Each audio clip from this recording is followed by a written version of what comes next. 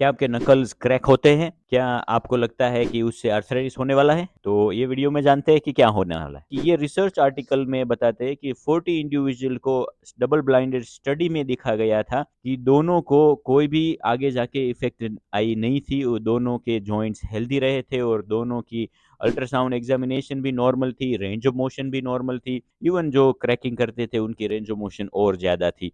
तो उसमें कोई ऐसी स्टडी भी नहीं बताई गई थी कि जिससे ये बैड है। सो जो क्रैकिंग है वो एब्सोल्युटली नॉर्मल है और वो जॉइंट की प्रेशर की वजह से हो रहा है, वो आपके बोन क्रैक नहीं हो रहे हैं।